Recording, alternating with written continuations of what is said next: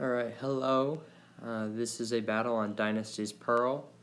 I'm in my IS-5. I'm still trying to credit grind, and this one was just a lot of fun. You go down to the wire in this one. I do make some mistakes, don't play perfectly, but that's alright. So early on here, I noticed my team's going to the, I don't know how to call this. My team's just going left. Let's just go with that.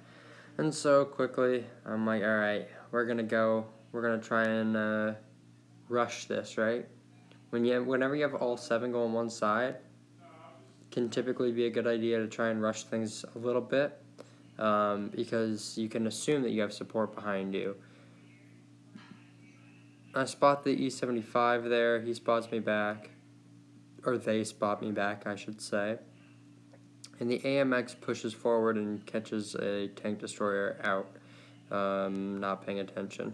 So I spot the Progetto, and I'm just going to sit here and wait for the Progetto. I see on the minimap that he's coming this way. So I just try and draw him out, and it works. I fire, he fires, he misses, hits the side of the building.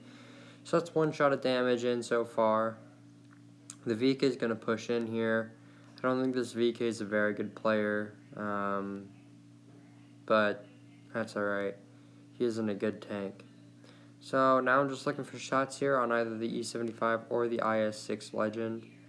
Not finding shots on either. I might have been able to sneak something over the top there on the IS-6, but I didn't notice that at the time.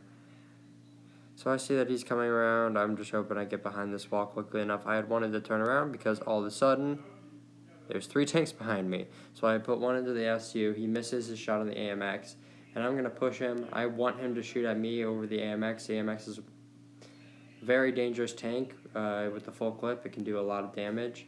And the AMX ends up taking out that SU. What was it?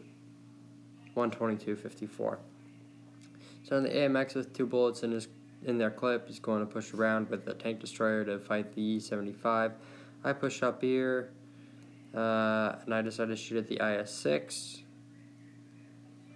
He's not paying any attention, and this IS-6 is absolutely not a good player. Wasn't aware enough to turn his turret at all, and now this Object 252U thankfully shows me the rear of his turret, so I'm able to put a shot in, and that allows him to be, I think the WZ ends up taking him out, like right here.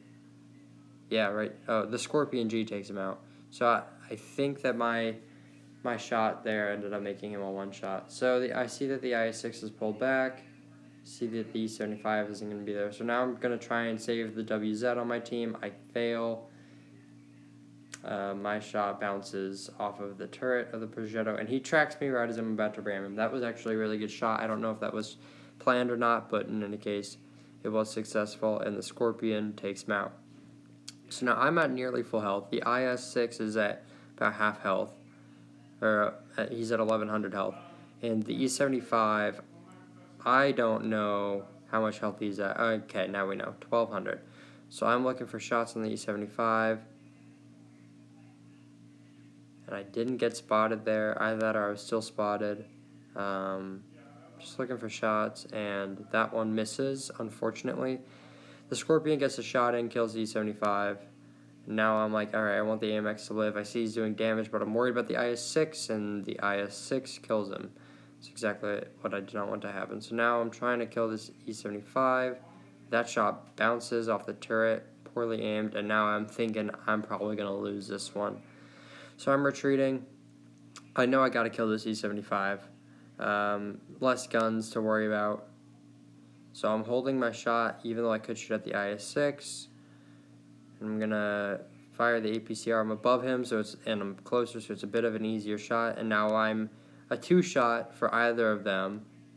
And thankfully, the IS-6 bounces there. I don't really know what he bounced off of, but in any case, that allows me to get the kill on the E-75. Now, I'm definitely a 1-shot for this IS-6 Legend, but I'm going to pull back over the ridge. I'm just hoping to reload quickly enough. All he needs to do is get up right beside me, and he's going to finish me off. I turn towards him, and he drives off the edge. So now he's a 2-shot for me, I'm a 1-shot for him, and he fires. I don't know why he decided to fire there, but he did. Now I'm going to use a little bit of tricky angling here. I'm worried that he might reload, but I fire into the top of his rear, and I pull back, and he can't shoot me. So now we're both 1-shots for each other. I'm going to reload. He's definitely has ammo left, but he does not aim up at me. I aim down at him, again using the hill to my advantage there. Did that twice in order to get more gun depression, to get shots in on the IS-6, and that is a victory for me and my team. First class mastery badge here in the IS-5. 3,300 damage, 2 kills. It's really that play at the end there. Again, I missed that first shot on the E75, but I still was able to take him out, and then I was able to take out the IS-6. And I think that this is a two-parted situation. The first part is that I did play well, and I used the hill to my advantage on purpose. That was not an accident. That was I was trying to do that, trying to get that extra gun depression, and that ended up making a big difference. And the other half of that being the IS-6, I just don't think was that good of a player. Just based on how they played that and what they should have done versus what they ended up doing. Like, if I was the IS-6 in that situation, I would have just charged straight in, and I would have tried pushing my tank off of the cliff. So I would have said, I'm going to be in my IS-6, I'm going to drive straight at this IS-5. But because he drove a little bit off to the side, he ended up falling off that ledge, and that ultimately gave me enough time to kill him, as I could hide behind the hill and use the hill to my advantage. Alright, well, hopefully you learned something, and I will see you next time.